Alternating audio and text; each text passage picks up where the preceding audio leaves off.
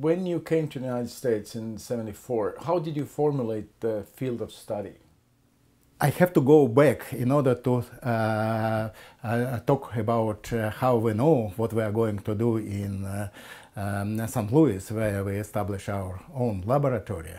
I have to go back to Moscow, to at Burdenko Institute of Neurosurgery, where actually I was trained as a neurosurgeon and did my PhD dissertation on surgical treatment of Parkinson diseases with applying some electrophysiological technique during stereotactic neurosurgery. And basically our findings, what we found during the surgery, lay the fundament what we started to do in St. Louis, but from a little bit different perspective, because my main emphasis during my tenure at Burdenko Institute of Neurosurgery was surgical treatment of Parkinsonian diseases.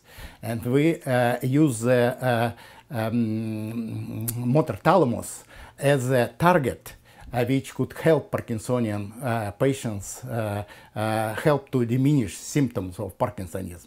When we came to St. Louis in '75, we decided to do it from different perspective, because we got stuck in understanding what is the motor thalamus is, what it does, and what the anatomical organization, this structure, which we were destroying during the surgery.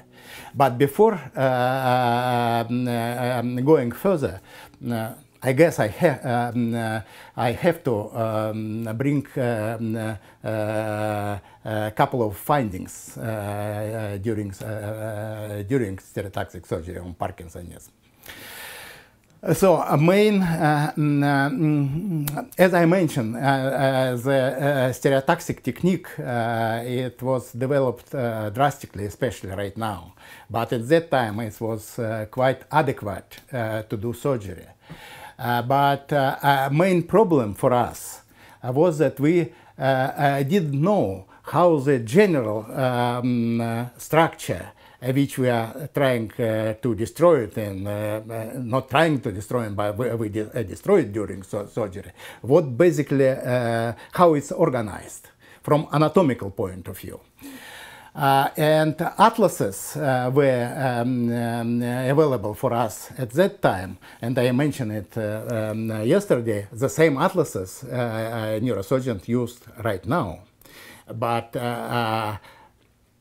having said this, I want you to realize that for 50 years, since 50 years when this atlas was in use, a lot of data were accumulated, which can update this atlas from what I was saying. And actually, Christy already, I guess, covered it, that we are, at the moment, we are working on construction of human stereotactic atlas using all the knowledge which was accumulated for, I don't know, last 3 or 4 decades in basic science research, and particularly in neuroanatomy. So but okay, go ahead. No, what, like in the new atlas, what you add in the new atlas that is not in the old atlas? Okay, well, again, I talk a lot, but I didn't tell you what kind of result we got during the surgery. Right. And point is, before making lesions in the motor thalamus, in general area of the motor thalamus, we were not naive. We knew that we don't understand exactly this area. So we would like to place the electrode and to make sure that electrode in the motor thalamus is located in area which is associated with a major Parkinsonian symptom, visible visible symptom of Parkinsonism, which is tremor. So we can record it, we can see it, we can see during the operation what happens with tremor when we stimulate this area, and what happens with tremor when we're lesioning this area. Everything is instant. We see it during the session of the surgery. So just to make sure that our electrode are located not only in the motor thalamus, but in area of motor thalamus which associated with the tremor, we apply electrical stimulation of this area. I don't want to go into details how we did it, but we did it in a pretty sophisticated way, because our electrode, we can explore not only the point where the electrode was staying, but area around this, because electrode was isolated. We can pull it out, pull it back, and just before making the lesion, we can explore not complete area, but at least bigger area of the motor thalamus before we choose the lesion. And what we got, when we, the main point that we were kind of amazed right away, that when we apply the stimulation, we found that when electrode located in one area of the motor thalamus, existing Parkinsonian tremor was stopped, was inhibited as a response to stimulation. When we put an electrode to another area, the tremor and applied electrical stimulation in this area, tremor was increased, his tremor amplitude and tremor frequency. So we called it area of tremor activation.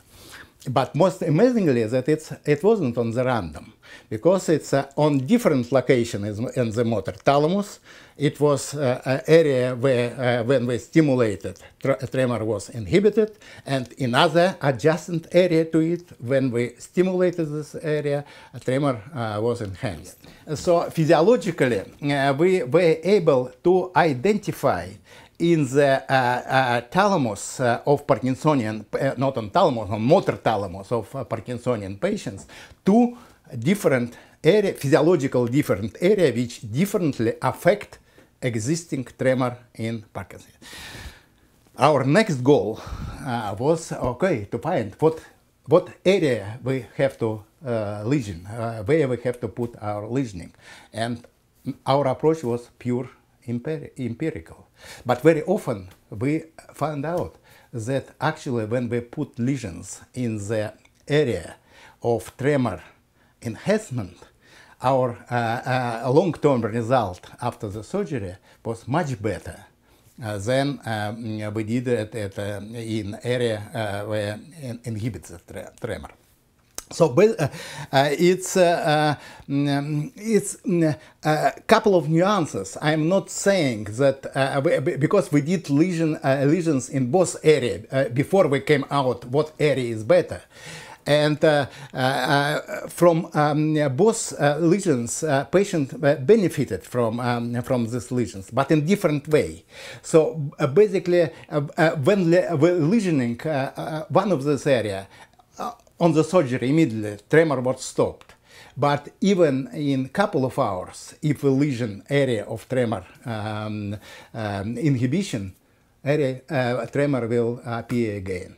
But completely different was when we're lesioning in area of tremor activation. When lesion, so it wasn't cure again, it was just relieving Parkinsonian patients from tremor, and all other symptoms were improved. But therapeutic effect after this lesion was long-lasting for a couple of years, whatever we follow the patient. So for our mind as physicians, it was absolutely clear that one area in the motor thalamus is much more beneficial for from therapeutic point of view for patients than another. But all right, we got it. It was beneficial. Actually, our result of our surgery improved quite drastically. But we have not any clue, any idea what is going on. What happens when we are doing collision in one area, what happens in the... So it was, we stumbled, we couldn't answer, because at that time, all the data what Christy was talking about, all, not only ours, but literature, it was, wasn't available. So we didn't know how this motor thalamus is organized anatomically. We knew that connections from cerebellum to this area, we knew connection from basal ganglia, substantia nigra, globus pallidus to this area, some other connections. We knew that they exist, but very precisely in this motor area, each connections are terminated in a zone of their termination. We didn't know at the time. So, but what we would like right away, okay, we know this area is beneficial from clinical point of view. How this area relate to existing maps of the motor thalamus? But no way to tell it with this German atlas, because it was many nuclei over there. They were, I don't want to criticize the Hassler atlas, because it's a big thing was in that time when I did surgery, and then continue. It is not. I wouldn't say that it continue to big thing. People realize that basically, but. There is data to update right now, and so far the atlas wasn't updated. So at least what we didn't find the cure for Parkinsonism, but we now can tell precisely where we placed our lesion with good effect for Parkinsonism. And this was, again, it's not discovery, because actually it always was intention. Actually, this is area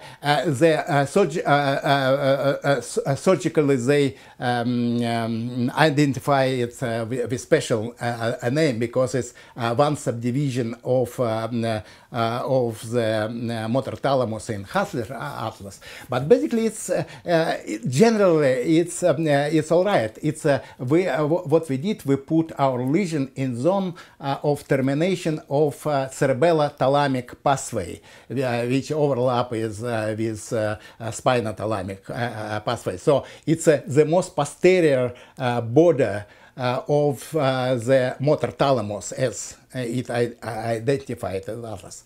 But point is, now we know much more about this area. We know precisely that all the projections which go, not all, but major projection system which go to the motor thalamus, they organize, like Christy told you, I guess, before, in very complementary fashion. So there is no overlap. And actually it's different, because before we did the same experiments what we did on monkeys, and later on with some GABA immunocytochemistry and on human tissue also. It's organized differently. In monkeys and human, it's organized basically the same. As far as motor thalamus, I don't want to extrapolate to any of that. I am talking about motor thalamus. They monkey and human organize the same. But if you go low on evolutionary state, on cats and rats, it's completely different. Because if you look on motor thalamus of rats, Christy mentioned that there is projection neurons in interneurons in the motor thalamus. In rats, there is no interneurons. In rats, all the information is going from cerebellum to the cortex, from basal ganglia. It's a pure relay. It's going without any processing. on primates, or in cats are between, it depends of nucleus you are talking. But on monkeys, same like in humans, it's not just pure relay, because a lot of processing of the information, what is going on from all this structure like cerebellum, basal ganglia, and it's not direct relay, it's just information is taking place. Basically what happens in Parkinsonism, it doesn't help to figure out the detailed mechanism of Parkinsonism, and I don't want to apply the main problem in Parkinsonism is the motor thalamus, but what I am applying that actually some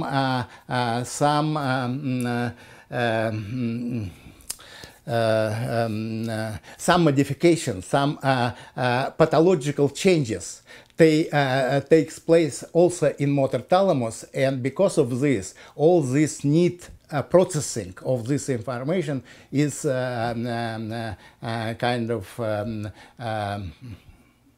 changed, or they, if I put it in understandable way. So you came to the States with a knowledge that there is this kind of empirical knowledge as a surgeon, how to treat Parkinson tremor, but you wanted to start finding out anatomical. Absolutely. Absolutely. This was the goal, because we would like to, as I said, to relate this physiological zone, which we saw, we could find out during stereotactic surgery in Parkinsonian brain, relate this physiological zone which affect tremor on the normal maps of the motor thalamus. And actually, from this point, we were quite successful, because we know precisely where we placed our lesion for this good Parkinsonian result. Again, what I'm talking, because before you asked me, okay, what kind of contribution you did? It's a very difficult question, because we didn't pioneering all this connection. No, because we knew that they exist. Because of this, it's called motor thalamus. The term implies that people know that it's what is motor thalamus. It's cerebellum. It's a program of the movement. Basal ganglia. It's again doesn't mean initiation of movement. So everything related to movement. It's not a big deal. But actually, our contribution was, which I guess we did. We show that precise zone of termination from each of this input to the motor thalamus. And because of this, it will not, it's not revolution, because we say, okay, we knew that, but for a point of stereotaxic atlas, it's a big deal. Because we are talking, because stereotaxic atlases before were, I would not say simple, but very straightforward way. So actually, it's a histology of the slides of the brain. And histology with, and they apply different technique just to stay in cells and grouping of cells. It's called site architecture. So the only reason to delineate the different nuclei, different group of cells in the thalamus is a site architecture, how they are grouping, nothing else. Now, and actually site architecture is very interesting and very important stuff, because we found that it is in some places it's very difficult to pick up the differences, but in some places it's very obvious. What we call, let's say, cerebral zone on the motor thalamus and basal ganglia zone of the motor thalamus, we figure out, all right, site architecture is they follow site architecture, but problem with it's not always obvious. So basically, this projection zone help us to outline precisely this, and they are not in contradiction with the Haslerov Atlas, because it's based on site architecture, but in some places where he couldn't see the difference, we see it. We see it because we see on the projection zone over there. Yeah. Did I understood. Yeah. And then the final question: you told me yesterday very interestingly that the first grant you applied here in the States was rejected. And exactly. Actually you think it was beneficial. Why? Oh, it was extremely beneficial because I didn't know about the existence many of the techniques which they mentioned. We go to the library, pick up the literature and see, okay, why we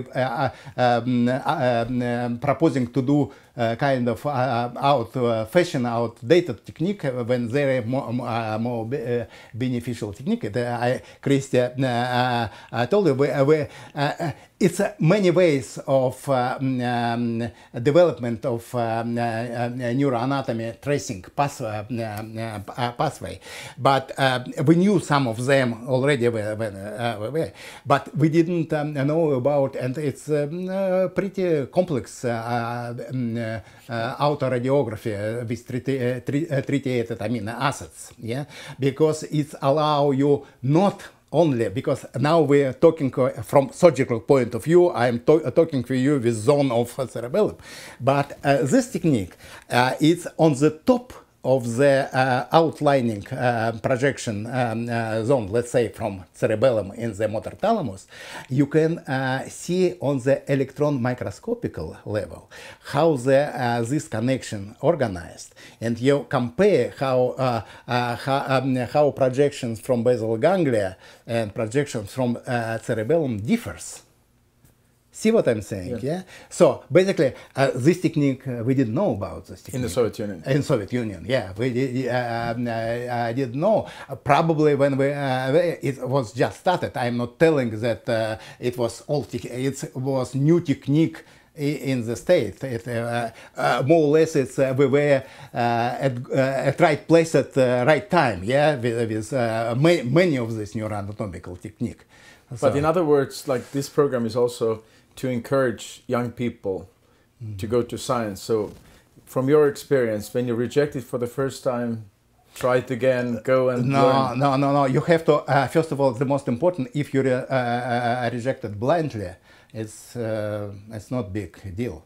But if people who are reading your application, on reading your research and reading your manuscript, trying to understand what you wanted, and actually figure out that idea is good, but means applied is not very good, and they're telling you about this, it's extremely beneficial. That's what happened to you. It was exactly our case. Yeah. We got good idea, but we didn't know how to implement this idea to put in works. Thank you.